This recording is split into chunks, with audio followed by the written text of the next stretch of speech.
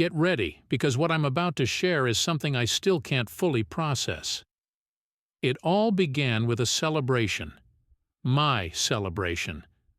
But it ended in a way I never could have seen coming. This is the story of the night my wife Olivia completely upended my world, and she didn't even try to hide the satisfaction on her face while doing it. Olivia has always had this undeniable energy about her, the kind that makes people turn their heads when she walks into a room. She's effortlessly charming, making people laugh and drawing them in without even trying. That magnetic pull was what attracted me to her all those years ago, convincing me she was the one. And for the longest time I believed that, until the night everything started unraveling. She had planned this party for me, but this wasn't just any casual get-together. It was extravagant, overflowing with people, friends, acquaintances, and even strangers I could swear I had never met before. The house was packed from the living room to the kitchen, with guests even spilling out into the backyard. And right in the center of it all was Olivia, commanding attention like a performer on stage. She wore this shimmering dress, something far too elegant for a simple house party, moving through the crowd with the grace of someone hosting an award show. Every now and then she'd glance in my direction with a look that seemed to ask, "Isn't this wonderful, darling?" But there was something off about it, something a little too rehearsed.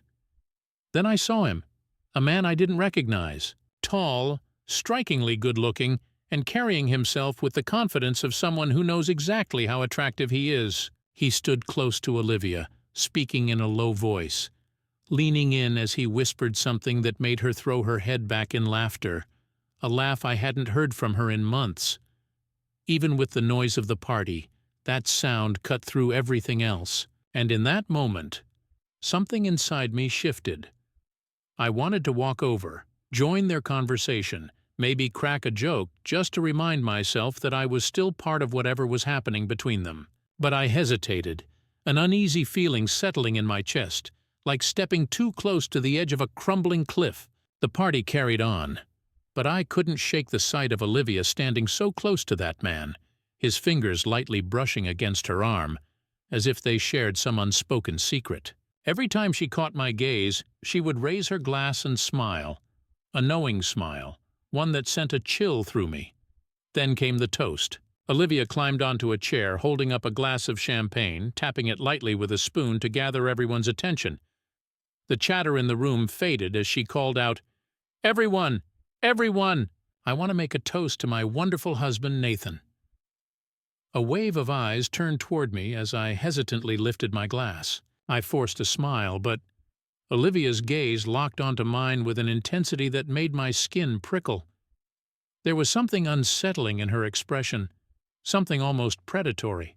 "To Nathan," she continued, her smile sharp and deliberate, "the most trusting, most loyal husband a woman could ever ask for." Her words should have been flattering, but there was something else beneath them, something laced with meaning I couldn't quite place. Then I saw it, her eyes flickering toward that tall stranger, just for a split second. It was quick, but I caught it, and that smirk playing at the corners of her lips? It wasn't affection. It was something else entirely. The room erupted in cheers, glasses clinking, laughter ringing out, but all I could hear was the blood pounding in my ears. I glanced around, and there he was, raising his glass to me. His eyes held a cold amusement, like he was in on something I wasn't. And that's when it hit me, a realization that struck like a gut punch. This wasn't a toast to celebrate me.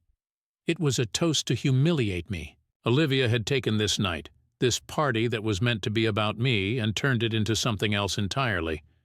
My stomach twisted, a gnawing sense of dread creeping in. The rest of the night blurred past me. I moved through the party like a ghost, forcing smiles, shaking hands, responding to well wishes with empty nods. But my mind stayed locked on Olivia and that man, whispering, exchanging glances that felt far too familiar for my comfort. Every time I caught her eye, she gave me that same detached smile, one that only deepened my unease. It wasn't until much later, after most of the guests had left, that I finally had the chance to confront her. Pulling her aside into the kitchen, I didn't even try to keep the frustration from my voice. "Who was that guy?" Olivia arched an eyebrow, her expression one of amused disbelief, as if I had just asked her the most absurd question. "Oh, relax, Nathan," she said, her tone laced with condescension. "He's just a friend.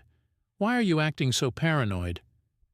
She tilted her head slightly, giving me that same unreadable smile, the one that never quite reached her eyes.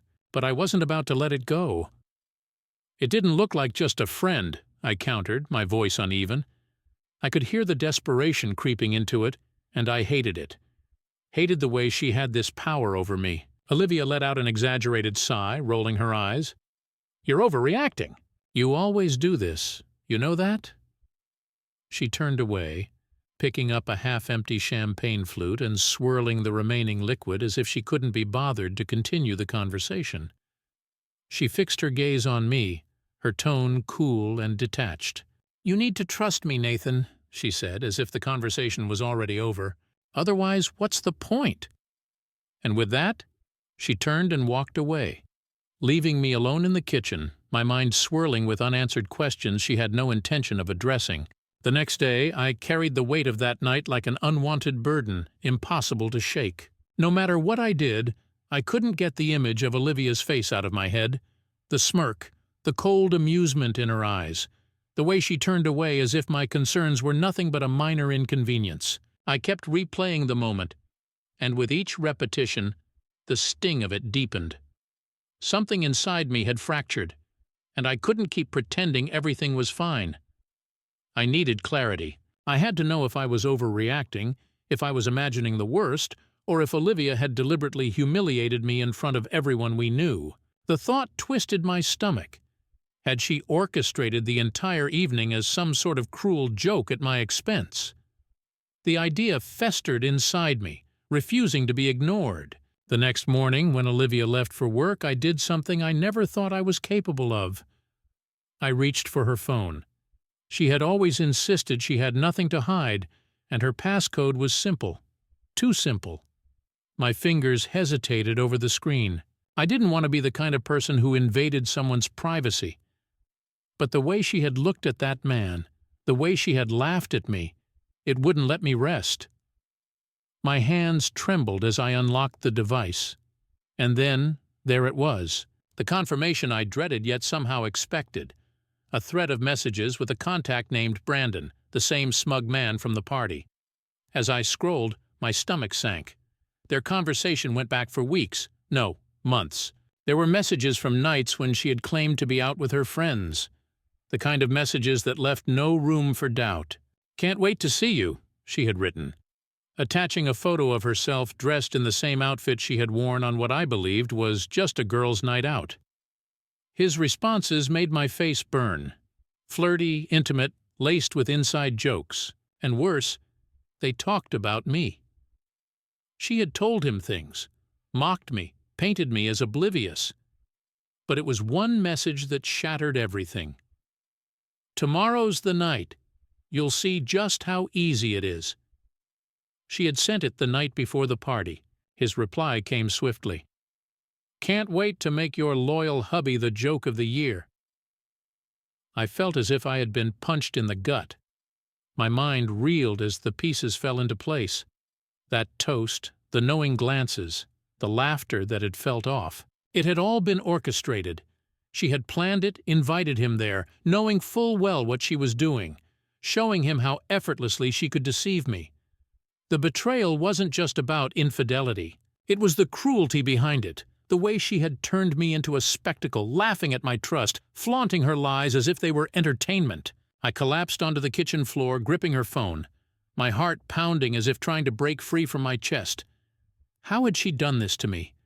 How had she looked me in the eye, said she loved me, while planning something so calculated? The rest of the day passed in a haze. I couldn't be in that house, surrounded by reminders of her, our wedding pictures, the blanket she had picked out, the scent of her perfume lingering in the air. It was suffocating. So I left. I drove aimlessly, the roads blurring together as I tried to outrun the crushing reality pressing down on me. Eventually I found myself at a quiet bar on the outskirts of town. It was nearly empty, just what I needed. a place where no one would bother me, where I could sit and think. I ordered a drink, then another, but nothing dulled the ache. Olivia's face was still there, haunting me. The smirk, the dismissal, the lies. How had I been so blind? How had I believed every "I love you" while she was plotting this behind my back? As I stared into my glass, clarity hit me. I couldn't let this go. I wouldn't. I had to confront her. Not with desperation or pleading, but with the truth. No more lies, no more games. She needed to see that I wasn't the fool she thought I was. When I finally returned home, it was late. Olivia was already there, lounging on the couch, scrolling through her phone as if nothing had happened. The moment she looked up and saw me, her expression shifted, from mild curiosity to irritation. "Where have you been?" she asked, her voice clipped. "I tried calling you." I didn't answer. Instead, I stepped forward and held out her phone. "You left this," I said, my voice cold, unrecognizable even to myself. She frowned as she took it from my hand. "So what? You could have just left it on the counter," she muttered, eyes narrowing. But I saw it. The flicker of something beneath her irritation.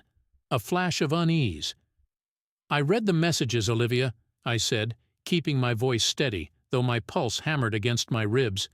Her face drained of color. For a moment, she was frozen, staring at me. I watched as her carefully constructed facade began to crack.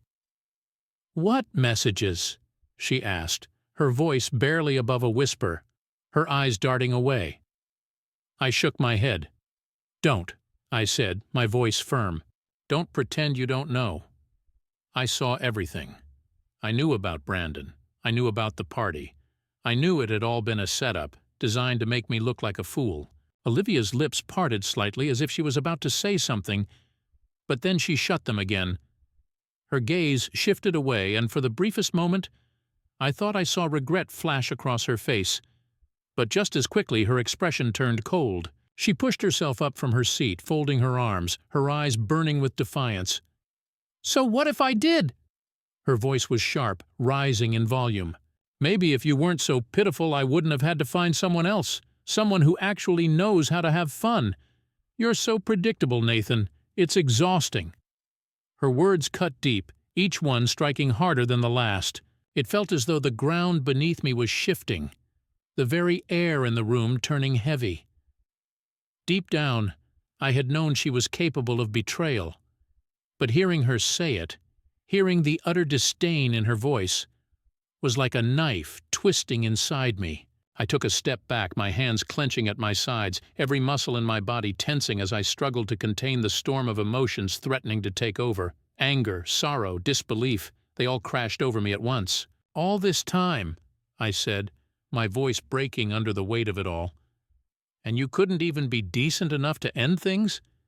Instead, you had to turn me into a joke? You had to humiliate me." Olivia lifted a shoulder in an indifferent shrug, her face unreadable. "I guess I just wanted to see how far I could push it," she admitted, her tone disturbingly casual. "And guess what? You fell for it, every single step of the way." And that was it. The last shred of hope I had, the hope that maybe this had been some terrible misunderstanding, that maybe we could somehow fix things, shattered in that moment. Her words echoed in my mind, hollow and merciless. You fell for it every single step of the way. There was no pretending anymore. The truth was laid bare. The woman standing in front of me wasn't my wife, not the Olivia I had once loved. The person before me was someone entirely different, someone who had taken pleasure in my suffering. I hadn't even realized I was trembling until I tried to speak. My voice barely came out, choked and fragile. "So that's it? You did all of this just to hurt me?" My eyes searched hers, desperately looking for any sign of remorse, any indication that there was still some piece of the person I had once known inside her. Olivia's lips curled into a cruel smile. "You really never understood, did you, Nathan?" She stepped past me, heading toward the kitchen without a backward glance. "You were convenient, that's all. Someone to have around when it was easy. Someone who made me look good." She reached for the fridge, pulled out a bottle of wine, and casually began unscrewing the cap, as if this were just another ordinary evening. "But people change," she continued, pouring herself a glass without so much as a glance in my direction. I wanted more. The sheer nonchalance of it all made my blood boil. My grip tightened on the counter, knuckles turning white. "And what about us?" My voice was stronger now, the anger finally pushing through the haze of shock. "What about everything we built, the life we created together, the promises we made? Did none of that mean anything to you?" She took a slow sip of wine, unfazed. "Promises?" she scoffed. "Nathan, do you even hear yourself? We were just kids. We had no idea what we were doing. You might still be stuck in that past, but I grew up. I moved forward. You didn't, and that's not my fault." Her gaze finally met mine, cold, detached. "You couldn't keep up." Something inside me snapped. I was done. Done trying to understand her. Done trying to salvage something that had been crumbling for far too long. There was nothing left to fight for. "You know what, Olivia?" My voice trembled, but it was steadying with every word. Maybe I was stuck, but at least I was honest. At least I was committed. At least I didn't waste my time tearing you down, turning your life into some twisted joke. She waved a dismissive hand, barely listening. "Nathan, why are you even still here? If you're so hurt, if I'm as awful as you claim, then just leave." She turned away, wine glass in hand, heading for the living room as if she had won some unspoken battle. The room felt like it was spinning, but my mind had never been clearer. She wanted me to walk away, to leave quietly, but I refused to let her walk away from this unscathed. I followed after her, my pulse pounding. Without thinking, I grabbed the wine glass from her hand and slammed it down onto the coffee table. The glass cracked, spilling deep red liquid across the surface and onto the rug. For the first time that night, Olivia looked genuinely startled. "You really think you can just walk away from this without consequences?" My voice was ice, each word laced with steel. "You think you can humiliate me? Bring another man into our home in front of our friends and then just move on like it meant nothing?" A flicker of uncertainty crossed her face. "You've lied. You've cheated. You've used me, and you expect me to just fade away quietly?" I shook my head. "Not happening, Olivia." She took a step back, her composure faltering for a fraction of a second before she recovered, narrowing her eyes. "Oh, now you want to act tough?" she scoffed, though I could hear the slight tremor in her voice. "What, Nathan? You're finally going to stand up for yourself? Now? After all these months?" She let out a forced, hollow laugh, but there was no real amusement behind it. She hadn't expected this reaction from me. Her expression made that clear. I shook my head, a cold, almost amused smile forming on my lips. "No, Olivia," I thought. "I'm not going to fight you. I refuse to take part in whatever twisted game you're playing." Without another word, I turned and walked toward the hallway closet. Pulling it open, I grabbed a duffel bag and began stuffing clothes into it. I was leaving, but I wasn't going to disappear quietly. "Everyone will know what you've done," I muttered to myself. "Every friend, every co-worker, every person you tried so hard to impress last night." She stood there, stunned, her mouth opening and closing as if searching for words. But nothing came. I could see the realization settling in. This wasn't ending the way she had imagined. She had expected me to beg, to break down, to let her have the final say one last time. Instead, I was reclaiming what little dignity I had left. With a sharp motion, I zipped up the duffel bag, slung it over my shoulder, and strode toward the door. Just before stepping out, I turned one last time, locking eyes with her. There was no warmth left in me, no sadness, only a steely determination. "Enjoy your freedom, Olivia," my thoughts echoed. "You wanted me gone, and now you have exactly that. But don't think for a second that you'll walk away from this looking like the victim. This was your choice, your doing, and when the truth comes out, you'll have no one to blame but yourself." I stepped outside into the biting cold and slammed the door shut behind me. From inside I heard her voice, shouting something, maybe my name, maybe another insult. It didn't matter, not anymore. I walked straight to my car, tossed the bag into the back seat, and got in. My hands trembled as I gripped the steering wheel, but for the first time in what felt like forever, I could breathe. Turning the key, I started the engine. I didn't know where I was going, but for once, that didn't matter. I was done. Done with the deception, the mind games, the constant feeling of never being enough. For too long, I had let her manipulate my life. Now it was mine to take back. As I drove away, watching the house shrink in my rearview mirror, a strange sense of calm settled over me. I was leaving behind the remnants of a life I had convinced myself I wanted. But maybe that was exactly what I needed. For the first time, I wasn't afraid of the future. I wasn't running away. I was moving forward, and I wasn't looking back. The adrenaline wore off slowly, replaced by a hollow, gnawing emptiness. I drove aimlessly, city lights blurring past, their long shadows stretching across the pavement. My mind kept replaying the conversation, her smug expression, the cruel amusement in her eyes. I couldn't let it go. Walking away wasn't enough. She needed to face the consequences of what she had done. Eventually, I pulled into a rest stop and let the engine idle. My fingers drummed against the steering wheel as my thoughts tangled together. Anger, pain, even a strange sense of exhilaration.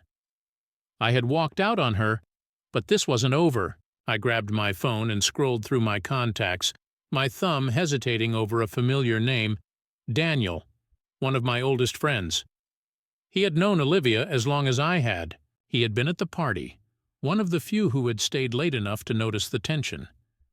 I remembered him asking, half joking, if I was okay with how close Olivia was getting to that tall guy, Brandon. I had laughed it off then, embarrassed to admit what I already knew.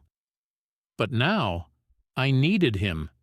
I needed someone in my corner, someone who could help me see this through. I tapped the call button. The phone rang, and for a moment, doubt crept in. Was this the right move? But then Daniel answered, his voice groggy. "Nathan, it's late, man. Everything okay?" I swallowed, trying to steady my voice. No, Daniel, it's not." I hesitated before continuing, my voice strained. "Can we talk? It's about Olivia." A pause. Then, more alert. "Olivia, what happened?" Concern edged his tone. I let out a shaky breath. "She's been cheating on me, with Brandon. It's been going on for months.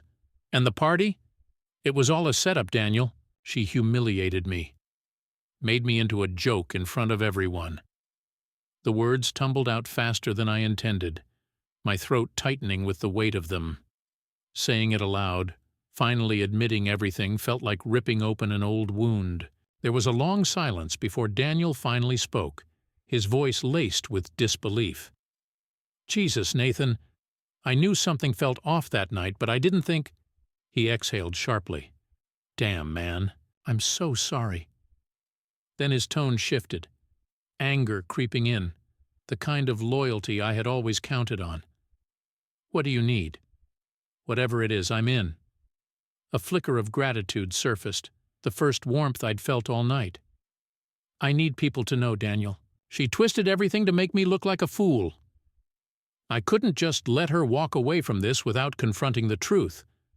Daniel didn't hesitate before responding. "All right, we can do that. You know, I still have those photos from the party, the ones where she was all over that guy. I can send them out. People deserve to see who she really is." Hearing him say it made something shift inside me. It was one thing for me to know what had happened, but another for the world, our friends, the people who had believed in the illusion of our perfect relationship, to finally see the truth. She had made a public spectacle out of me, turned my loyalty into a joke for everyone to laugh at. Now, it was her turn. "Do it," I said, my voice steady, filled with a cold certainty. "Send them to everyone who was at the party. Let them see exactly the kind of person Olivia is." Daniel agreed, and as I ended the call, I felt a strange mix of emotions, satisfaction, anticipation, but also an underlying fear. What I was doing wasn't about morality anymore. It was about reclaiming control, about making sure she didn't get to humiliate me one more time. The next morning, I woke up in a cheap motel room just off the highway. The early sunlight filtered through the flimsy curtains, casting long shadows across the room. A weight pressed on my chest, but beneath it, there was something else. A sense of purpose. I wasn't going to just be a victim of her cruelty, I was going to fight back. Grabbing my phone, I saw notifications flooding in. Daniel had followed through. Not only had he sent the photos, but he had written a message too, detailing everything. He explained how Olivia had orchestrated the whole thing, how Brandon had been part of it, how they had set me up. He didn't hold anything back. As I scrolled through the responses, I saw the reactions roll in: shock, disbelief, anger. People I thought had been closer to Olivia than to me were reaching out, furious on my behalf, asking if I was okay, offering their support. It felt like a weight lifting from my shoulders. For the first time in a long while, I didn't feel so alone. Everyone was finally seeing Olivia for who she really was. Not the charming, perfect wife she pretended to be, but the person who had humiliated me, who had taken pleasure in breaking me down. And now, they were on my side. My phone buzzed, Daniel again. I answered, and his voice was urgent.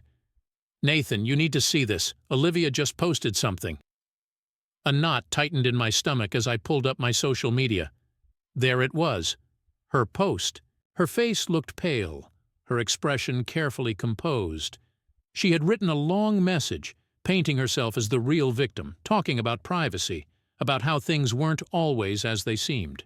She was twisting the narrative, trying to make it look like I had gone too far, like I was the one overreacting. But the comments told a different story. People weren't buying it. They were asking hard questions. Why had she invited Brandon if things were so innocent? How did she explain the photos? One by one, her version of events was unraveling before her eyes, and for the first time since this nightmare had started, I felt something close to justice. Then, among all the messages, one stood out, a private message from someone I hadn't expected. Brandon. I hesitated before opening it, my jaw clenching as I read his words. "Nathan, we need to talk.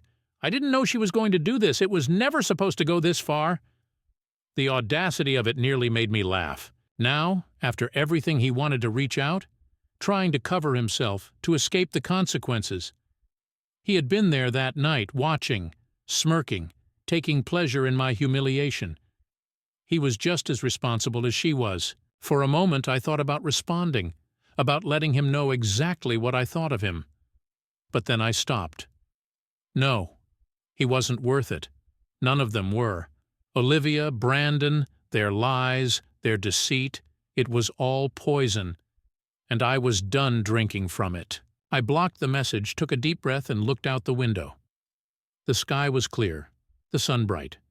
And for the first time in what felt like forever, I could see a way forward. This wasn't over yet. I knew Olivia wouldn't just accept defeat. She would fight back, twist the truth to suit her needs. But that was fine, because now I wasn't afraid of her anymore. I had survived the worst she could throw at me, and now it was time to build something new out of the wreckage she had left behind. Something stronger, something that was truly mine. The day stretched on in a haze. My phone kept buzzing with messages from friends, acquaintances, even people I hadn't spoken to in years. The news had spread and everyone had something to say. Some reached out with words of support, others expressed their shock and anger. There were those who were simply hungry for the drama, eager for more details. And then, of course, there were those who had heard Olivia's side of the story, her desperate attempts to spin the narrative in her favor, to salvage whatever remained of her reputation, were failing miserably. No one was buying into her version of events, and I knew that reality would cut deep. Olivia had always been meticulous about the image she projected, every detail of her life carefully curated to appear flawless. The perfect career, the enviable relationship, the picture-perfect moments on social media, she thrived on admiration and the illusion of having it all. But now, that carefully constructed facade was crumbling, and the loss of control was undoubtedly her worst nightmare. By midday, I was heading back into the city. The thought of returning to that house unsettled me. It felt stained, filled with ghosts of memories I no longer wanted to confront. But I had to see her. Not for reconciliation, not for answers, but for closure. Now that the truth was out, this was no longer just about betrayal. It was about standing my ground, facing the person who had tried to break me, and proving that I was no longer afraid. As I pulled into the driveway, I spotted her car parked outside. My heart pounded as I stepped out, gripping my keys tightly. The house loomed ahead, eerily quiet as I unlocked the door and stepped inside. For a moment, I just stood there, taking in the familiarity of it all. The photos on the wall remained untouched, frozen snapshots of a life that had never truly existed. One showed us smiling on a beach vacation. Another captured a moment at a friend's wedding where we looked genuinely happy, in love. But those images felt like relics from a story that had never been real. "Olivia!" I called, my voice echoing through the stillness. A faint movement from the living room caught my attention, and moments later she appeared. Her expression was a volatile mix of anger and something else. Fear, perhaps. It was the first time I had ever seen that emotion flicker in her eyes. "What are you doing here?" she demanded, her voice sharp, defensive. "Haven't you done enough, Nathan? You turned everyone against me. You humiliated me." A bitter laugh escaped me. The absurdity of her words was almost too much. "I humiliated you?" I repeated, stepping closer. "You threw a party just to mock me, Olivia. You paraded Brandon in front of all our friends just to watch me suffer. And now you want to paint yourself as the victim?" She opened her mouth as if to retaliate, but no words came out. Her expression shifted, flashes of desperation breaking through her anger. "You don't understand," she said, her voice trembling slightly. "I never meant for it to get this far. I was just tired of everything, of you always being so predictable." She hesitated, her hands clenching into fists as she struggled for the right words. "You never challenged me, Nathan. You were always just there, and I wanted more. Brandon was exciting. He made me feel alive." Her words hit, but they no longer had the power to wound me. I had already endured the worst of it, and now her justifications felt hollow. Excuses she was feeding herself to ease her own guilt. I studied her, really looked at her, and for the first time, I saw a stranger. The woman I had once loved, the one I had believed I would spend my life with, had vanished. Or maybe she had never truly been there to begin with. "You wanted more?" I asked, my voice cold. "So instead of just leaving, you decided to destroy everything we had? You couldn't just walk away. You had to turn it into a game, to make me suffer." She averted her gaze, her jaw tightening. "You wouldn't have let me go," she whispered, barely audible. "You would have fought for us, and I didn't want that. I wanted you to hate me. I wanted you to be the one to leave so that I wouldn't have to feel guilty." A bitter smile curved my lips. "Well, congratulations, Olivia," I said, the weight of finality settling in. "You got exactly what you wanted. I'm leaving." I let the words hang between us before adding, "But I want you to understand something. You didn't break me. You tried, but you failed. And now, everyone knows exactly who you are. You wanted freedom. You have it. But good luck finding someone who will ever trust you again." Tears welled up in her eyes, but I saw the anger behind them, the frustration of losing control, of being unable to manipulate her way out of this. "You think you're so righteous, Nathan?" she spat. "You think you're better than me just because you're the one walking away? You're a coward running instead of trying to fix this." I met her gaze, and for the first time I felt nothing. No pain, no anger, not even regret. Just a quiet, undeniable certainty. "You're right," I said, my voice steady. "I am running away from you, from the damage you've caused. Because there's nothing left here to fix. You destroyed it, and I refuse to let you drag me down with you." She flinched at my words, tears finally spilling over, but they meant nothing to me anymore. The love I had once felt, the heartbreak, the anger, it all felt distant, like emotions that belonged to someone else, someone who no longer existed. I turned away, walking toward the door, feeling the house shrink behind me with every step. "Nathan, wait!" she called, her voice breaking. "Please, we can talk about this." I paused with my hand on the doorknob, but I didn't turn around. "There's nothing left to say, Olivia," I said, my voice resolute. "You made your choice. Now you get to live with it." With that, I stepped outside. The cool air hit my face, sharp and sobering. As I closed the door behind me, the sound echoed through the emptiness, sealing the past behind me. For a moment, I simply stood there, inhaling deeply, absorbing the weight of the moment. This was it. I was leaving behind everything I had once known. The house, the memories, the life I had convinced myself was mine. As I made my way to my car, a strange sense of relief began to settle over me. Olivia could cry, twist the story however she pleased, but none of it mattered anymore. She no longer had control over me.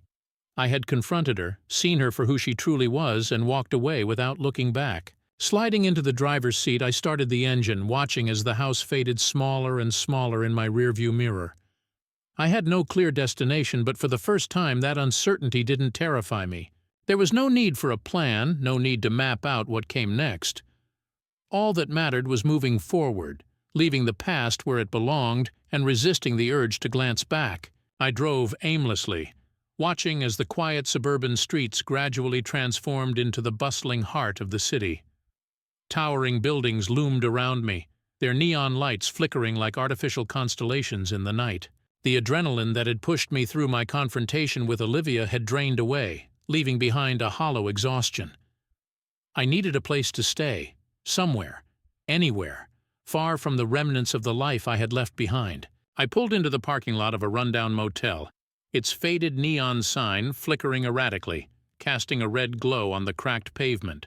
The front desk clerk barely acknowledged my presence, eyes glued to a small television as I handed him some cash in exchange for a key. The room was small, the air tinged with the faint scent of bleach. An outdated floral comforter covered the bed, but I couldn't bring myself to care. It was a place to sleep, a place that wasn't hers. Collapsing onto the mattress, I stared at the ceiling, willing my mind to quiet down. But the past day played on a relentless loop. The party, Olivia's cruel toast, the texts, the look in her eyes as she tried to justify it all. No matter how much I wanted to block it out, the memories surged forward like waves, drowning me in their weight.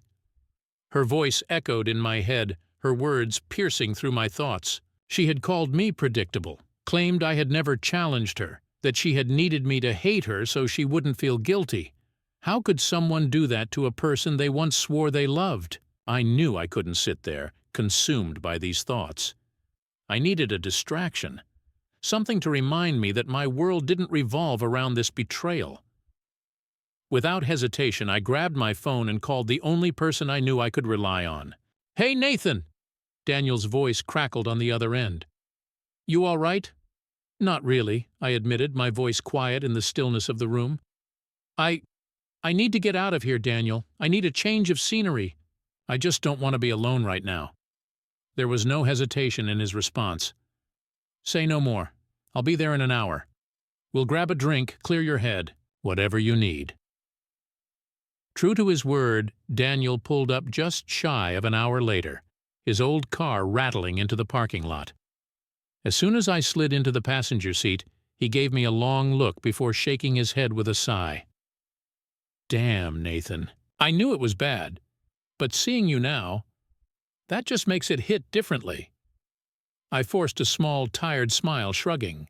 "Yeah, well, nothing really prepares you for watching your life unravel right in front of you." His hand landed on my shoulder, his grip reassuring. "We'll get through this. Let's just get you out of your own head for a bit." The city lights blurred past us as we drove, heading toward a familiar spot, a bar we used to frequent back when life felt simpler, before responsibilities weighed us down. The place was crowded, noisy, alive with conversations and laughter. Exactly what I needed. a chance to disappear into the chaos of other people's lives for a while. Daniel ordered us both beers, and we found a booth in a quieter corner. He didn't ask questions, didn't press me to talk. And for that, I was grateful. Instead, he launched into stories about work, ranting about office politics, the ridiculous antics of his co-workers. Before I knew it, I was laughing. Just a little, but for the first time in what felt like forever. As we sat there, the beer slowly easing the tension coiled in my chest, Daniel's expression turned serious. He looked at me for a moment before speaking. "You know, man, I've been thinking about this. What Olivia did, that's on her. You can't blame yourself for not seeing it sooner. People like that, they know how to hide who they are. They manipulate, they lie, and they make you think you're the problem. But it's not your fault." I swallowed hard, staring down at my drink. "I just feel so stupid, Daniel. The signs were there. I ignored them. I wanted so badly to believe she loved me that I let her treat me like nothing. I let her make a fool of me in front of everyone." Daniel shook his head, his voice firm. "Nathan, you loved her. That's not something to be ashamed of. It's a hell of a lot better than being someone who twists love into a weapon. You've got a heart, man, and she lost that. That's her loss, not yours." I took a deep breath, letting his words settle in. Maybe he was right. Maybe this wasn't about me being weak or blind. Perhaps it all came down to one simple truth. I had given my heart to someone who never deserved it. There was no way I could have foreseen it, and now there was no way to undo it. But as we finished our drinks and stepped out of the bar, I noticed something had shifted within me. The weight that had been pressing on my chest felt a little lighter, as if I had begun to shed the darkness that had clung to me for so long. The night air was crisp against my skin as we emerged onto the sidewalk. Overhead, the sky stretched endlessly, the stars barely piercing through the city's glow. Daniel glanced at me, his expression thoughtful, searching for something in my face.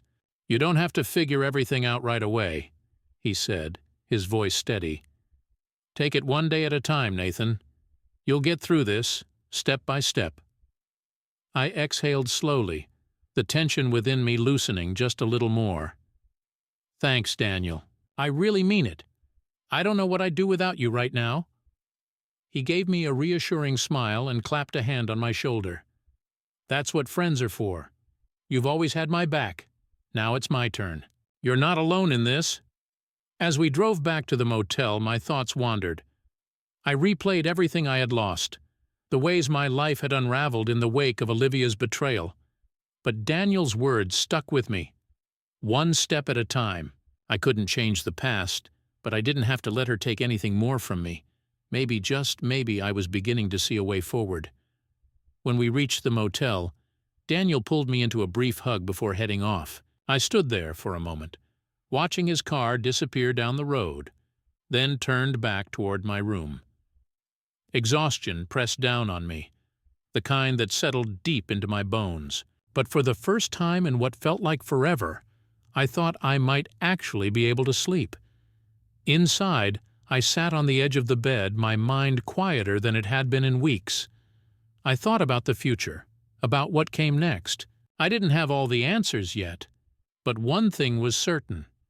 I wouldn't let Olivia's betrayal define me. She had done her best to break me, but she had failed. I picked up my phone, scrolling through the messages from friends who had reached out. These were people who still saw me as more than the fool Olivia had tried to turn me into. Taking a deep breath, I sent a quick response to a few of them, just a simple "thanks, I appreciate it." It wasn't much, but it was something, a small step toward letting people in again instead of shutting them out. Lying back on the bed, I felt the smallest flicker of hope. A fragile thing, but enough to hold on to. The pain hadn't disappeared, and the anger still lingered, but it no longer consumed me completely. There was room for something else now, something better, something that was just beginning to grow. As I closed my eyes, I allowed myself to imagine a life without Olivia, a life where her lies and cruelty no longer had a hold on me. The picture wasn't clear yet, still blurry around the edges, but it was mine. And for the first time in a long time, that was enough. The next morning, I was pulled from sleep by the sound of my phone vibrating against the nightstand. Half awake, I reached for it, expecting more messages from friends checking in. But as soon as I saw the screen, a cold knot formed in my stomach. Dozens of missed calls, a flood of unread messages. Most of the numbers were unfamiliar, though a few belonged to old acquaintances, and even mutual friends I had once shared with Olivia. Rubbing the sleep from my eyes, I sat up and started scrolling through them. These weren't just words of support. These were stories. Accounts from people who had encountered Olivia's deception firsthand. Message after message revealed the same pattern: how she had manipulated, used, and discarded people as easily as breathing. Some had been tricked into doing favors for her, only to be tossed aside when they were no longer useful. Others had been pitted against each other through her carefully planted lies. Each story pieced together a version of Olivia that was even worse than I had imagined. I wasn't the only one she had hurt. She had left a trail of damage behind her, playing people against one another, exploiting their trust for her own gain. A wave of nausea rolled through me as I read. A woman who lost a friend because of Olivia's rumors. A guy who had been strung along until she found someone more valuable. The floodgates had opened, and now everything she had done was coming to light. And then, something I never expected, a public apology. Brandon. I stared at the post in disbelief, rereading it twice to be sure. He admitted to being caught up in Olivia's manipulations, believing her when she painted me as some villain, convincing him that our marriage was already over, that I was the one holding her back. He wrote that he regretted his part in it, that he had only realized too late who she truly was. He was sorry. For everything. I didn't know whether to laugh or throw my phone across the room. A part of me longed to accept his apology, to convince myself that maybe he too had been manipulated. But another, the part still raw from betrayal and resentment, refused to let it go so easily. He had been aware, at least to some degree, of what he was doing. He had witnessed the hurt in my eyes that night at the party, had seen my world start to fracture, and yet he had still chosen to be a part of Olivia's cruel scheme. Even so, this felt like a small victory. Olivia was no longer in control of her story, and now even her closest accomplice was turning against her. It was more than I had dared to hope for when I walked out of that house just the day before. She had built her entire life on deception, and now, piece by piece, that carefully constructed illusion was falling apart. Yet I knew this wasn't the end. Not for me. Watching Olivia face the consequences of her lies, seeing others finally recognize her true nature was gratifying. But it did nothing to fill the hollow space she had left behind. It didn't undo the self-doubt that had plagued me for months, the countless nights I had spent questioning myself, or the deep humiliation I had felt at the party she had so meticulously orchestrated. I needed something more. Not vengeance, not payback. I needed to rebuild. I climbed out of bed, made my way to the small motel bathroom, and splashed cold water on my face. As I met my own reflection in the mirror, I barely recognized the person staring back. I looked exhausted, worn down, yet there was something else in my eyes, a determination that hadn't been there in a long time. It was time to figure out what came next, to start piecing together a life that didn't revolve around her. The first thing I needed was distance. Not just physically, but emotionally. I had to stop letting Olivia's presence dictate my every thought, had to stop allowing her influence to linger in my mind. She was losing control over her narrative, but now I needed to regain control over mine. Reaching for my phone, I opened a rental listing site and began scrolling. I couldn't stay in that house, not the one we had shared, not the one where every corner held memories of her. I needed a space that belonged only to me, somewhere free of her lingering presence. Page after page I browsed through listings, apartments, small houses, each one a possible fresh start. The idea of living alone felt daunting at first. I had never done it before. Olivia and I had moved in together right after college, and before that it had always been shared spaces with roommates. But as I looked at photos of compact kitchens, cozy living rooms, and small balconies, something shifted inside me. A flicker of excitement, a possibility of something new, something that was mine alone. I settled on one, a modest one-bedroom apartment on the edge of the city. It wasn't extravagant, but it was clean and bright, a blank slate. I dialed the number and arranged a viewing for later that day. It was a step forward, however small. Before I could leave, my phone buzzed again. This time it was a name I hadn't seen in a while, Sophia. She had been a mutual friend of both Olivia and me, someone I hadn't spoken to since everything unraveled. I hesitated before answering. "Hey, Sophia." "Nathan," she said softly, her voice careful. "I saw everything online. I just wanted to check in, see how you're doing. I can't believe what Olivia did. I mean, I always knew she had another side, but this? I'm really sorry." I exhaled, sitting down on the edge of the bed. "Thanks, Sophia, I'm managing. It's been tough, but honestly, I think I'm finally starting to see a way forward." "I'm really glad to hear that," she replied, and there was something in her tone, hesitation maybe, a quiet urgency. "Listen, Nathan, I just want you to know you're not alone in this. A lot of us, me, Daniel, a few others, we're all still here for you. We were actually planning to get together tonight, just a small group. I think it might be good for you. A chance to take your mind off things even for a little while." I hesitated.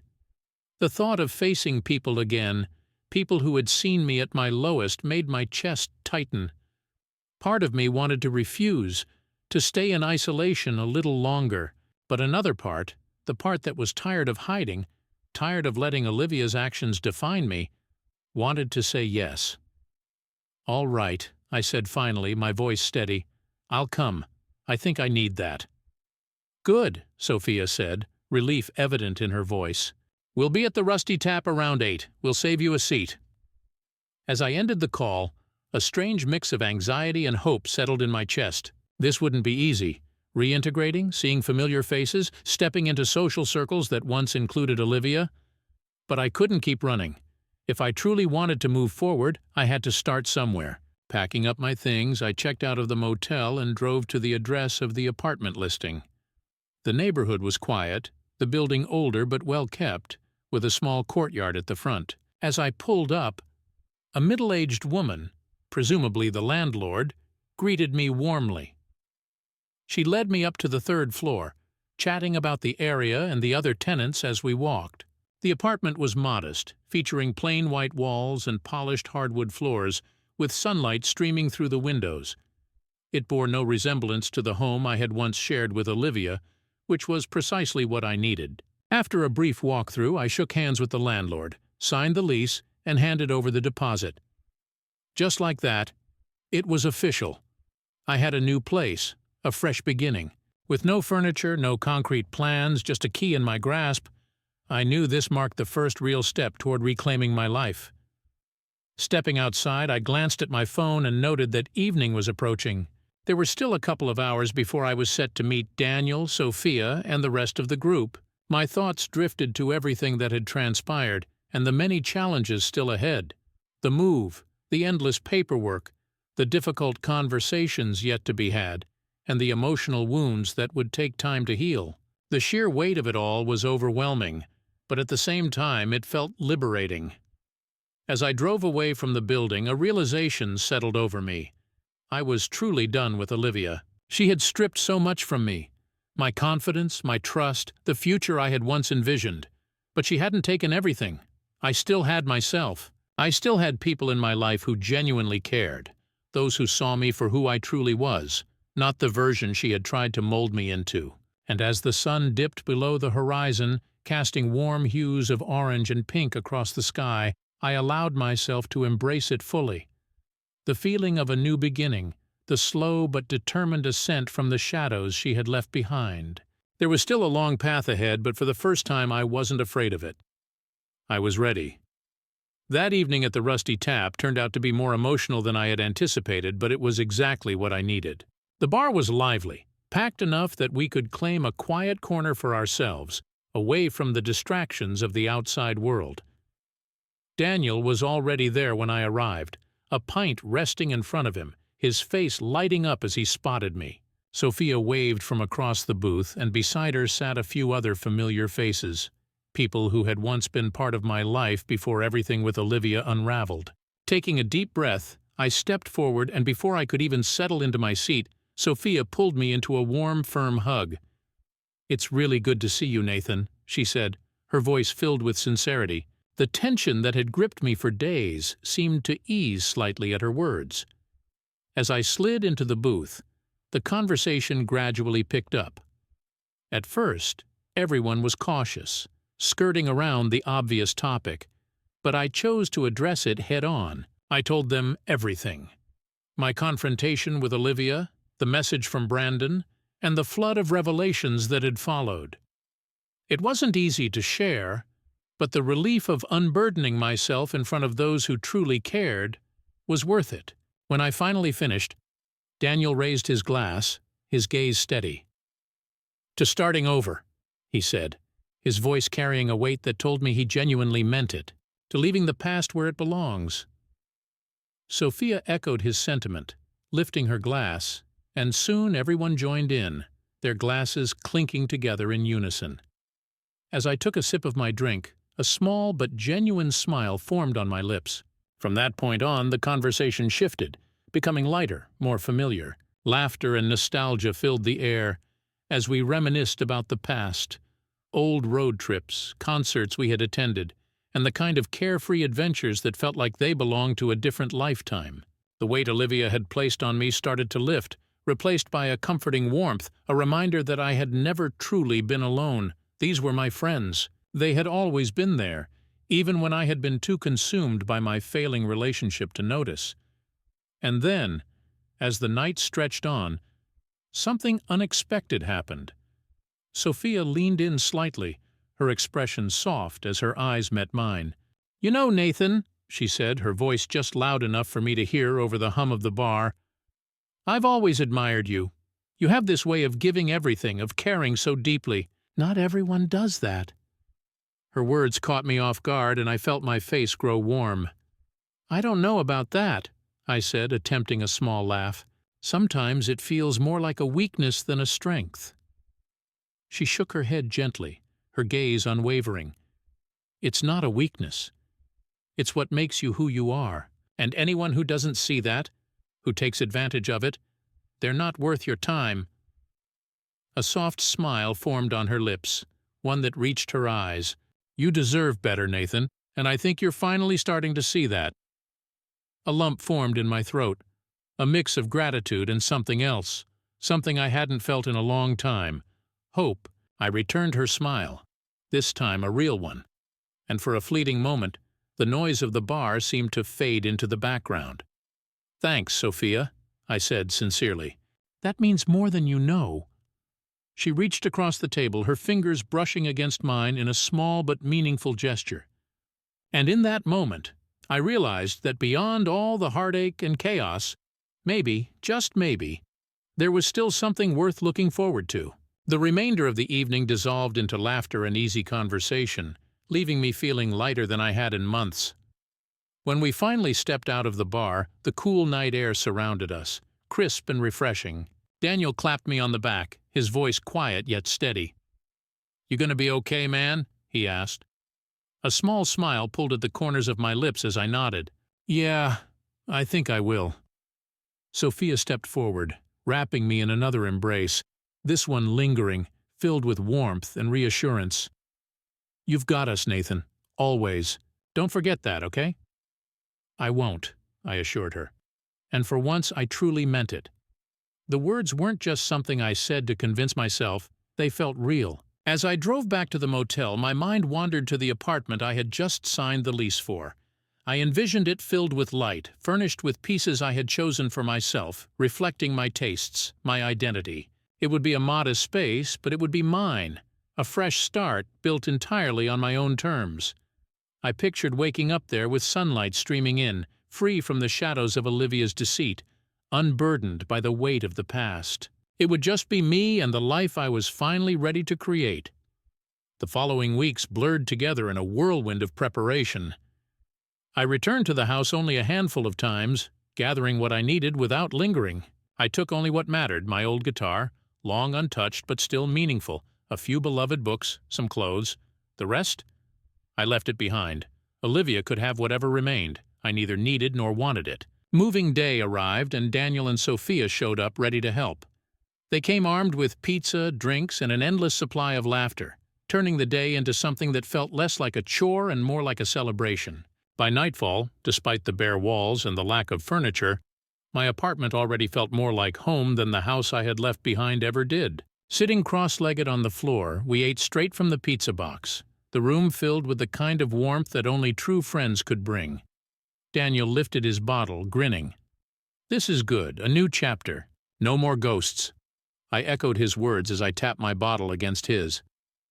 No more ghosts. Looking around at the empty shelves and undecorated walls, I didn't feel daunted.